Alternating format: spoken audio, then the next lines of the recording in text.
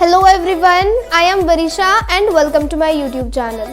आज हम पढ़ेंगे एरिड सॉइल टॉपिक। ठीक है, एरिड सॉइल कहाँ पर पाई जाती है, इसका क्या कलर होता है, कैसे ये डिफरेंट होती है अलग सॉइल से। ठीक है, हमने पिछले वीडियो में कवर किया था लेटराइट सॉइल, उसका कलर कहाँ पर पाई जाती है, कैसे फॉर्म होती है, और आज हम इन डिटेल पढ़ेंगे एरिड सॉइल के बारे में। ठीक है, एरिड सॉइल के बारे में जितना भी आपके एनसीईआरटी में गिवन है मैं सब कुछ क्लियर करा दूंगी।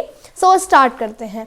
ठीक है, arid soils range from red to brown in colour. ठीक है, अब एरिड सॉइल का कलर क्या होता है, क्योंकि इसके नाम में तो दिया नहीं गया कि एरिड सॉइल का कलर क्या है। ठीक है, तो एरिड सॉइल का कलर डिफर करता है, रेंज करता है, कभी रेड होता है, कभी ब्राउन, कभी थोड़ा हल्का ब्राउन, कभी डार्क ब्राउन। ठीक है, तो रेड से ब्राउन के बीच में ही इसका कलर रहेगा, या तो रेड या ब्राउन या फिर उसके बीच का कोई कलर रहेगा। ठीक है, तो एरिड सॉइल का कलर क्या होगा, रेड टू ब्राउन। ठीक है, they are generally sandy in texture and saline in nature. Sandy क्या होता है, रेतीला। ठीक है, जो हमें सैंड लगता है छूने से। ठीक है, तो टेक्सचर में कैसा है, ये सैंडी होता है। सैंडी यानी रेत सी होती है वाली मिट्टी, एरिड सॉइल सैंडी सी होती है। और इसका नेचर क्या है, यानी होता क्या है इसके अंदर अधिकतर, तो ये सलाइन है, यानी इसके अंदर नमक की क्वांटिटी, साल्ट की क्वांटिटी ज्यादा होती है।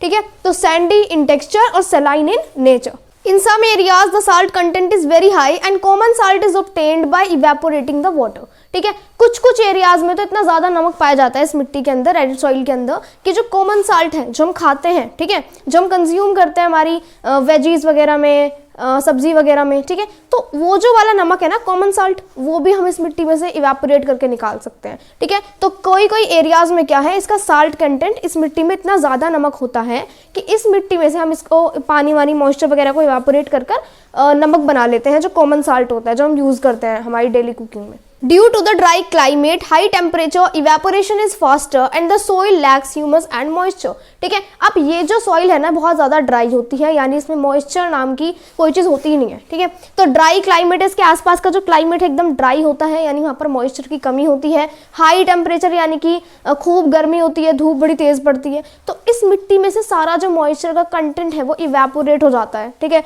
ड्राई क्लाइमेट की वजह से इसके अंदर क्या है, इवेपोरेशन फास्टर होती है, यानी कि जितना ही मॉइस्चर थोड़ा बहुत प्रेजेंट भी होगा ना, वो बहुत जल्दी इवेपोरेट हो जाएगा सन के माध्यम से। ठीक है, तो इवेपोरेशन बड़ी जल्दी होता है, और इसी वजह से इस सॉइल में पानी की या फिर मॉइस्चर की चीज़ नहीं होती कोई भी। ठीक है, तो सॉइल में क्या किस चीज़ की कमी होती है, ह्यूमस की कमी होती है, जो कि बहुत अच्छा है एग्रीकल्चर के लिए, और मॉइस्चर की भी कमी होती है। ठीक है, तो क्यों होती है, क्योंकि एक तो इसका ड्राई क्लाइमेट है, फिर यहाँ पर इवेपोरेशन भी बहुत तेज़ होता है, हाई टेम्परेचर की वजह से सूरज बहुत तेज आता है, जिसकी वजह से क्या होता है, इवेपोरेशन बड़ी जल्दी हो जाता है। ठीक है, और इसकी वजह से ये जो सॉइल है बहुत ज़्यादा ड्राई होती है, और इसके अंदर ह्यूमस की भी कमी होती है।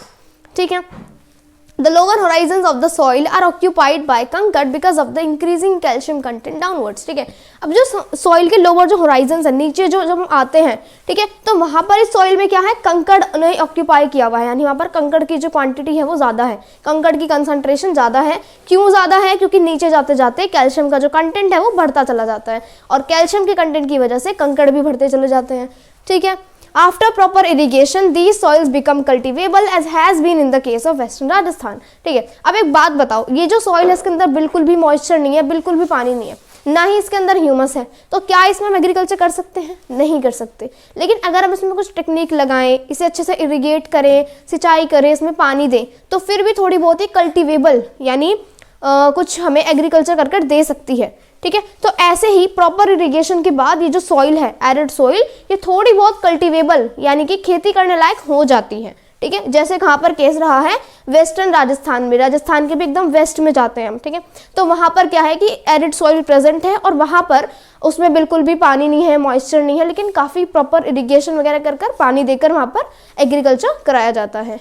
सो यहाँ पर हमने देख लिया एरिड सॉइल के बारे में। एरिड सॉइल क्या होती है, एक बार दोबारा रिवाइज करते हैं। इसका जो कलर है वो रेंज करेगा रेड से ब्राउन इन कलर, यानी कि रेड भी हो सकता है, ब्राउन भी हो सकता है, और उसके बीच का भी कोई कलर हो सकता है एरिड सॉइल का। ठीक है, अधिकतर जनरली, ठीक है, अधिकतर क्या होता है, ये सैंडी होती है टेक्सचर में। सैंडी होती है टेक्सचर यानी कि इसका जो, अगर हम इसको टच करके देखें, इसका जो टेक्सचर फील करें, ठीक है, तो वो सैंडी होगा, यानी कि रेतीला होगा, जैसे रेतीली मिट्टी होती है। ठीक है, तो वैसी ही एरिड मिट्टी होती है। And saline in nature, nature कैसा होगा, यानी कि उसमें नमक की क्वांटिटी ज्यादा होगी। ठीक है, सलाइन इन नेचर। ठीक है। कभी कभी कुछ एरियाज में तो नमक की क्वांटिटी इतनी ज़्यादा होती है कि हम अगर वहाँ पर इवेपोरेशन जल्दी कराएं या फिर वहाँ पर इवेपोरेशन हो जाए, यानी कि पानी उसमें बचे ना, मॉइस्चर ना बचे, तो उसमें से हम कॉमन साल्ट जो हम कुकिंग में यूज़ करते हैं वो भी निकाल सकते हैं, ठीक है। तो एरिड सॉइल के अंदर इतना ज़्यादा साल्ट की क्वांटिटी प्रेजेंट होती है।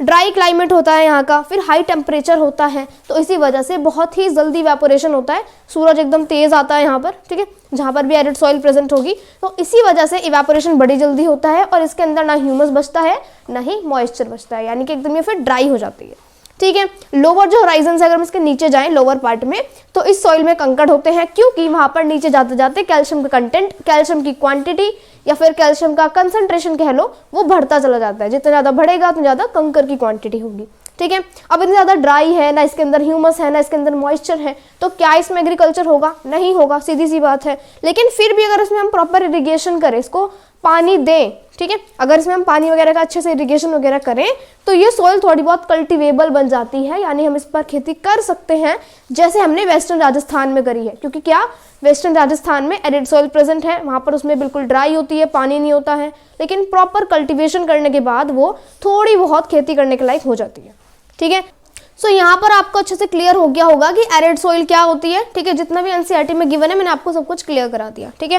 अब हम देखेंगे कि एरिड सॉइल मैप पर कहाँ पर आती है। हमारे इंडिया के जो मेजर सॉइल टाइप्स वाला मैप है उसमें अगर हम देखें तो एरिड सॉइल येलो कलर की है, ठीक है, लास्ट वाली एरिड सॉइल, ठीक है। और पूरे इंडिया के मैप में ये सिर्फ वेस्टर्न राजस्थान, ठीक है, राजस्थान के भी वेस्ट में, ठीक है, उधर के पार्ट में मिलती है। पूरे मैप पर आपको बस इतनी सी जगह मिल जाएगी, ठीक है। तो एरिड सॉइल के बारे में एनसीईआरटी में भी कम ही गिवन है और ये मैप पर भी कम ही जगह में है, सिर्फ वेस्टर्न राजस्थान की तरफ है, ठीक है।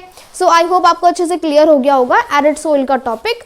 हमने इसको मैप पर भी प्लेस कर लिया कि एरिड सॉइल कहाँ पर प्रेजेंट होती है, ठीक है। अब हम नेक्स्ट वीडियो के अंदर पढ़ेंगे फॉरेस्ट सॉइल के बारे में, ठीक है। सब कुछ पढ़ेंगे, फॉरेस्ट सॉइल का फॉर्मेशन कैसे होता है, क्या कलर होता है, कहाँ पर पाई जाती है, उसका टेक्सचर, उसका नेचर, सब कुछ हम क्लियर करेंगे नेक्स्ट वीडियो के अंदर फॉरेस्ट सॉइल के बारे में। So that's all for today, thank you so much.